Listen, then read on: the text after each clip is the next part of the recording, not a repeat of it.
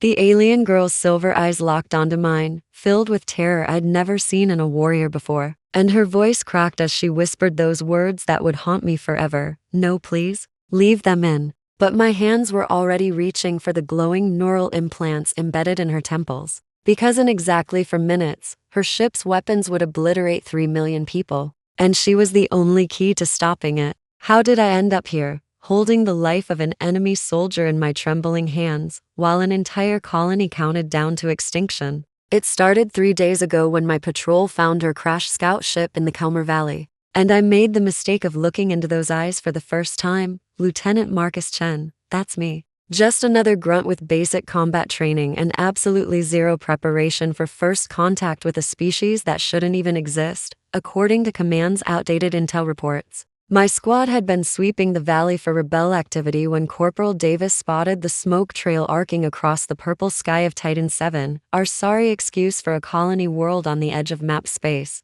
The ship had carved a trench through the crystalline forest, leaving a wake of shattered trees that sparkled like broken glass in the double sunset. Standard protocol dictated we call it in and wait for the xenobiology team, but the distress beacon's frequency was fluctuating, and something in my gut said waiting meant finding a corpse instead of answers. I went in alone, pulse rifle raised, expecting anything from a hostile boarding situation to a contamination scenario. What I found was her. She was slumped against the crumpled cockpit wall, one hand pressed against a nasty gash on her side that leaked blood far too red to be alien, and the other, gripping a blade that hummed with some kind of energy field I'd never seen before. But it was her face that stopped me cold. Delicate features, pale skin with a subtle luminescent quality, like moonlight on water, and those pointed ears that marked her as definitely not human, yet everything else was hauntingly familiar. She looked maybe 23, 24, with platinum hair matted with sweat, and those striking silver eyes that snapped open when my boot crunched on debris.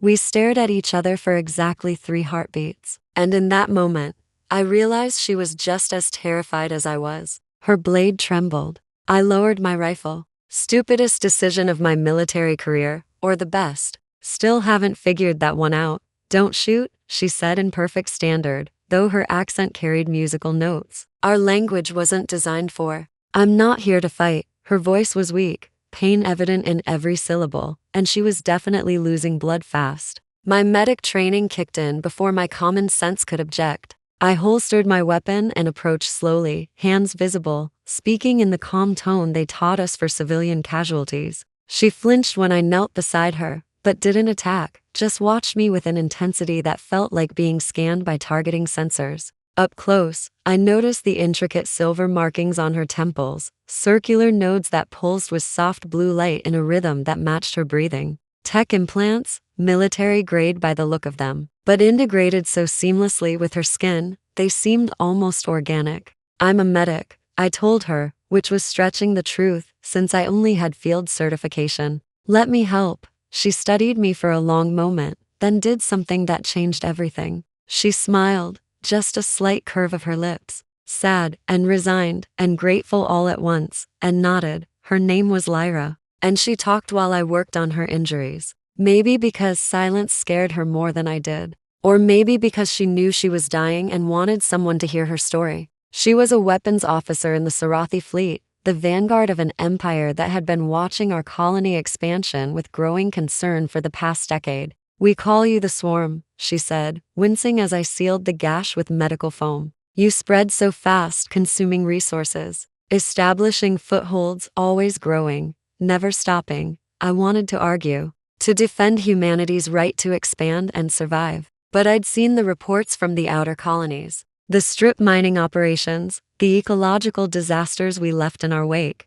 We didn't look much like the good guys from her perspective. But here's the thing that got me. She didn't sound angry or judgmental, just sad. "I didn't want this assignment," she admitted, and I heard something crack in her voice. "I joined the military to protect my people, not to do what they're asking." That's when she told me about the neural links, those silver implants that weren't just communication devices, but direct interfaces to her ship's weapons array. Sarathi warriors didn't just control their weapons. They became part of them, their thoughts translating instantly to targeting solutions, their will manifesting as plasma fire and railgun strikes. It made them devastatingly effective in combat, but it also meant she was still connected to her ship, still linked to systems that were currently running autonomous protocols she'd initiated before the crash. I was supposed to scout your colony's defenses, she said, and those silver eyes couldn't meet mine. Map your population centers, identify strategic targets, then transmit the data back to the fleet.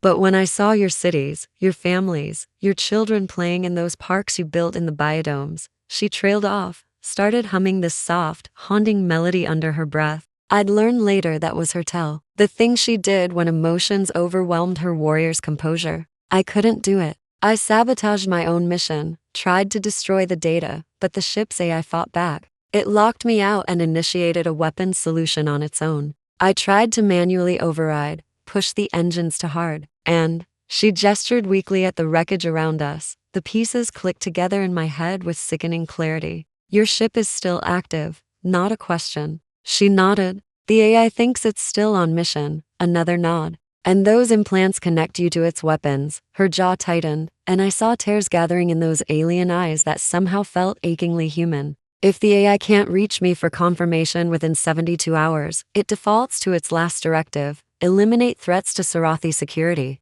It will target your 3 largest population centers and fire everything it has. The Meridian Dome, the agricultural complex, the new Beijing district. 3 million people, Marcus. She'd learned my name from my uniform tag, but hearing her say it with that musical accent made something tighten in my chest. I tried to stop it. I swear I tried. I believed her, which was probably the second stupidest decision I made that day. I should have dragged her back to base, let command handle it, followed about 17 different protocols for hostile contact. Instead, I finished patching her up, gave her my water ration, and sat down beside her in that ruined cockpit to figure out a solution. She looked at me like I'd grown a second head. "Why are you helping me?" she asked. "I just told you I'm responsible for a weapon aimed at your people." I didn't have a good answer except the truth. "Because you tried to stop it. Because you're sitting here crying over the thought of killing people you don't even know. Because I met those silver eyes and felt something shift in the universe's alignment.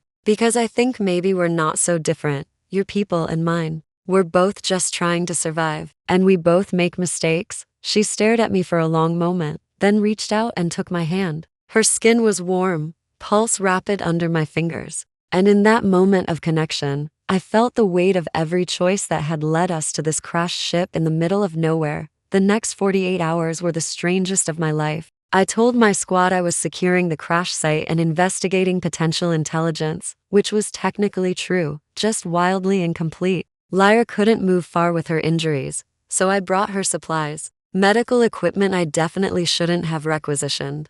And my personal tablet loaded with books and music because the painkillers made her restless. We talked about everything: her childhood on Sarathi Prime, where 3 moons painted the night sky in colors we had no names for. My years growing up on Earth before the colony lottery changed my family's fate. The fundamental loneliness of being a soldier in someone else's war. She had this way of tilting her head when she was thinking, those pointed ears catching light like prisms, and she laughed at my terrible jokes with genuine amusement that made me want to keep talking forever. I taught her poker with a deck of cards I carried for luck. She taught me words in her language that felt like singing and poetry combined. Somewhere in those stolen hours, surrounded by wreckage and counting down to catastrophe, I fell completely and irrevocably for an alien girl who was both my enemy and the most remarkable person I'd ever met. But the clock was ticking, and on the 3rd day, Lyra's expression shifted from hope to resignation. She'd been trying to hack her own ship's AI through the neural link, using those implants to send override codes and shut down commands, but the system had been designed specifically to resist that kind of attack.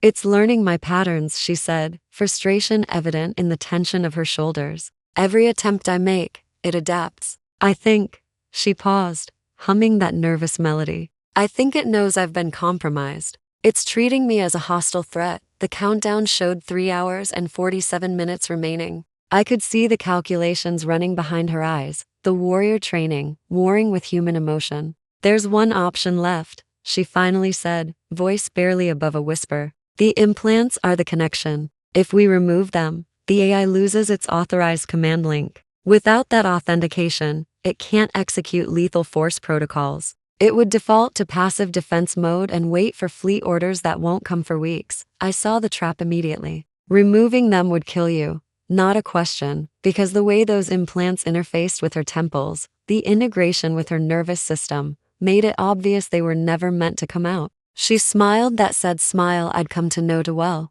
Yes, the neural shock would be catastrophic, but 3 million lives, Marcus. That's not a choice. It's simple mathematics. My hands curled into fists. No, there has to be another way. We can evacuate the colonies, or I can take explosives to your ship. Or we can, there's no time for evacuation. And the ship's defenses would kill you before you got within 50 meters, she interrupted, placing her hand over mine. I've run every scenario. This is the only certain solution. I wanted to argue, to rage against the unfairness of a universe that would put this choice in front of us. But the countdown was merciless. 3 hours and 19 minutes. We didn't talk much after that. What do you say to someone who's decided to die for your people? Lyra spent her remaining time recording a message for her family, words in that beautiful language I couldn't understand, but felt in my bones. I sat beside her, holding her hand, memorizing every detail of her face, because I knew this moment would define the rest of my life.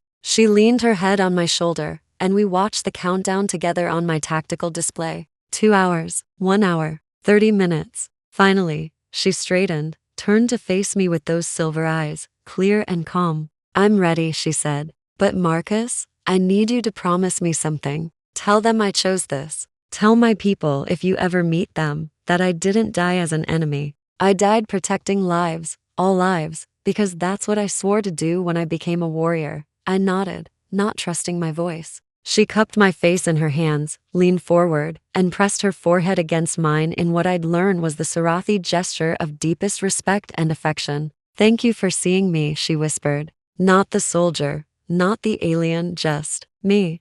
I pulled out the medical kit with shaking hands, found the neural extraction tools that I'd hoped I'd never have to use. The implants would have to come out simultaneously to prevent the AI from locking onto a partial signal. I positioned myself behind her, fingers hovering over the glowing nodes at her temples. This close, I could smell something like ozone and flowers, could feel the warmth radiating from her skin, could hear the slight hitch in her breathing that betrayed her fear. Marcus, she said softly, it's okay. I'm not afraid. But I was. I was absolutely terrified. The countdown hit 10 minutes. I applied the extraction field, watched the implants begin to disengage from her neural tissue. That's when her composure finally broke. No, please. Leave them in. The words tore from her throat in pure panic, and she grabbed my wrists with surprising strength.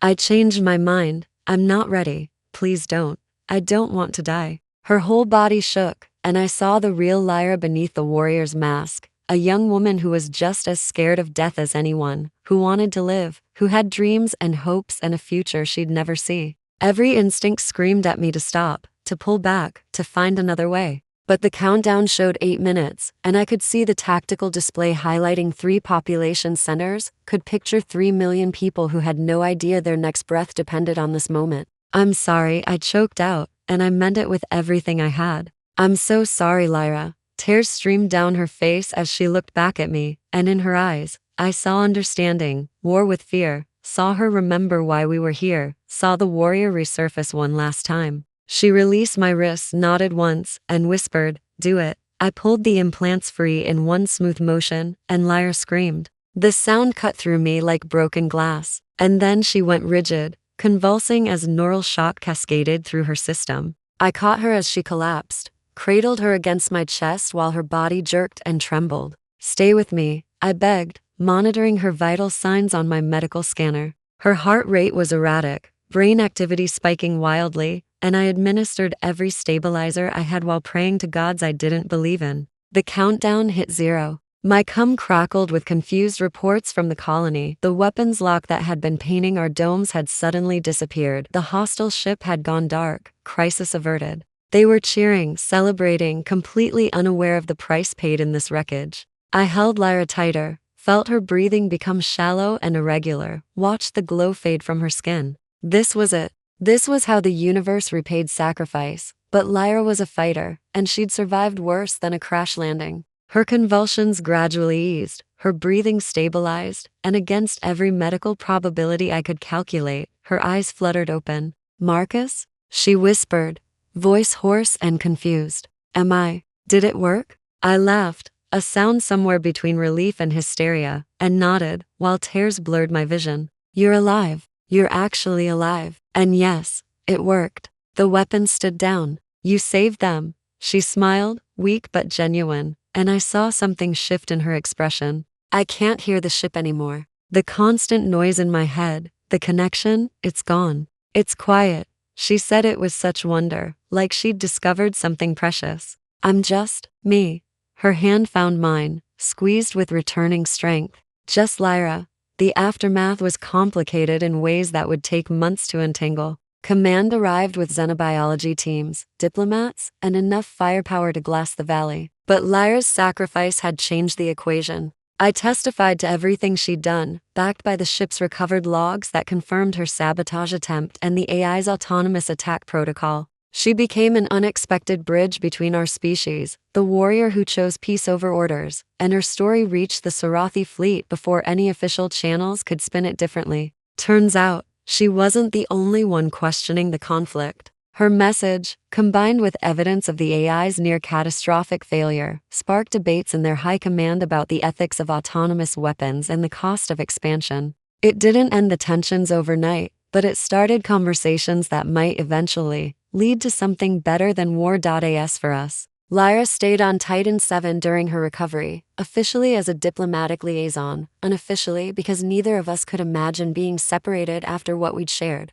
She had to relearn how to exist without the neural link, how to be a person instead of a weapons system. And I watched her discover joy in simple things: rain on the biodome glass, the taste of chocolate, bad movies on my tablet, the feeling of grass under bare feet. We spend hours talking about impossible futures, about what peace between our peoples might look like, about whether two people from different worlds could build something that mattered. She still hummed when she was nervous, still had nightmares about the countdown, but she also laughed more easily, smiled without sadness, and looked at me with those silver eyes, like I was her anchor in a universe that finally made sense. 3 months after the crash, we stood together in the Meridian Dome during a ceremony honoring her courage, surrounded by thousands of people who owed their lives to an alien girl's impossible choice. The colony's children had made her drawings, offered her flowers, treated her like the hero she was. She held my hand through all of it, overwhelmed and humbled, and trying not to cry. Later, when we were alone on the observation deck watching the double sunset paint the sky in shades of amber and violet, she leaned against me with comfortable familiarity. "I've been thinking," she said quietly, "about what comes next. The Sarathi command wants me to return home eventually, to help with the diplomatic initiatives. But she paused, that familiar head tilt I'd grown to love. "I don't know where home is anymore. Is it the place you're from, or the place where you choose to be?" I wrapped my arm around her shoulders, feeling the warmth of her against my side, the steady rhythm of her breathing, the simple miracle of her presence. "Maybe it's the people you choose to be with," I suggested. She looked up at me, and in those alien eyes, I saw a future neither of us could have imagined weeks ago, complicated and uncertain and absolutely worth fighting for. "Then I'm already home," she whispered, and kissed me as 2 suns set on a world that had become ours. "Some choices define you, and some people change everything." I was just a soldier following orders, until I looked into silver eyes and saw someone worth saving, someone worth believing in, someone worth building peace for. Lyra was just a warrior following protocols until she found the courage to choose compassion over duty, life over mission, hope over fear. Together, we became proof that the universe's most profound transformations start with 2 people deciding that understanding matters more than conflict. That connection transcends difference, and that sometimes the bravest thing you can do is trust someone you're supposed to fear. The scars on her temples where the implants had been remained as permanent reminders of the choice she made, the price she paid, and the 3 million lives that continued because one alien girl said no to war. And every time I see those scars, I remember her voice breaking as she begged me to stop. Remember the impossible decision we faced. And remember that real heroism isn't about fearlessness, it's about being terrified and choosing sacrifice anyway. That's the story of how I fell in love with an enemy soldier and discovered that the distance between worlds is nothing compared to the connection between hearts brave enough to bridge it.